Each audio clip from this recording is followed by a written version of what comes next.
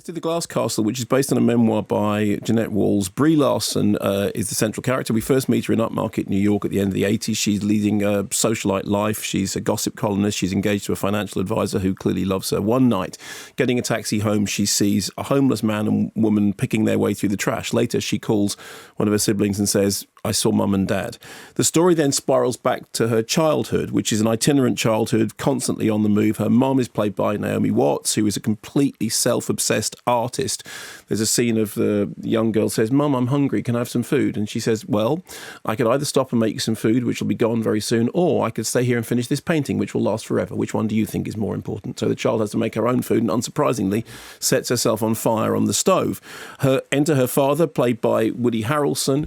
Again, he's crazy, he's charismatic, he's anti-authoritarian, he's also a bully and a drunk with a cruel streak and his own traumatic issues. And the story then flips between the present day, the 1989 section, and the past, in which the older Rex Wallace attempts to convince his daughter not to marry the investment banker, whilst we're flipping back to their growing up as children and realising that no matter what's happened in her life, the one thing that has been a constant is that her parents are crazy. Here's a clip. Welcome to 93 Little Hobart Street. $50 a week, and in 2 years we'll own her outright. Hard to believe one day this will all be ours. Hey, she may not look like much, but wait till you see what I have in mind. Come on. We're gonna tear all this down and replace it with your game room. Ping pong, pool, foosball. Trampoline?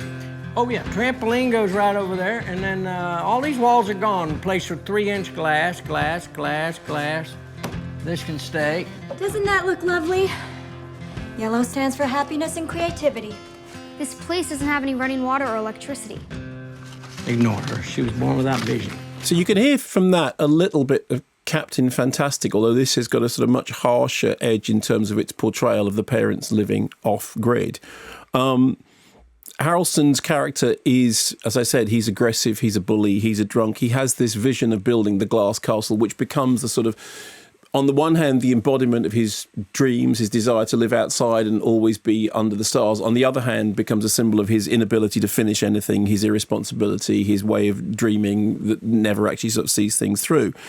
The film was directed by Destin Daniel Cretton, who directed Brie Larson before in a really, really terrific movie called Short Term 12, which he had started out. He made a short film and then he made this feature, which did really, really well on the independent circuit and was actually the first thing that gained Brie Larson sort of really outstanding reviews. And I'm sure that it's as a result of that she's worked with him again here. He does know how to get great performances from his cast. He gets very good performances from Naomi Watts and Woody Harrelson. I mean, Naomi Watts, you can forget some of the slightly more, some of the slightly less convincing performances that she has done in the past.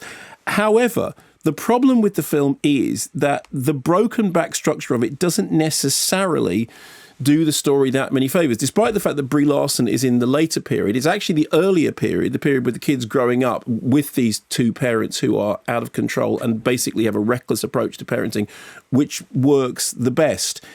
It's those sections in which you see both the horror of the family life, but also this sort of strange glimmer of something, the bonds forming between the brothers and sisters, the kids having to pull together. Also, you start to see intimations of things that have happened in the father's life that have perhaps turned him into the person that he is. I mean, certainly Rex is, on the one hand, a monstrous character, but he is portrayed with a degree of sympathy and empathy, if not having been portrayed sympathetically. So I think the film itself doesn't quite work.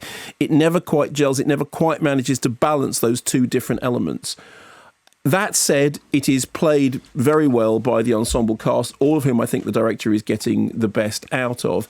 And it does manage to be surprisingly dark in its darker moments. I wish that it had come together more. I wish that, like in the case of Captain Fantastic, it had had a sort of, a through narrative that completely engaged me. It didn't. So I think in the end, as a movie, it's not a success. But there are things in it that are successful, and it does seem to be made with integrity, and I do think he's a fine director.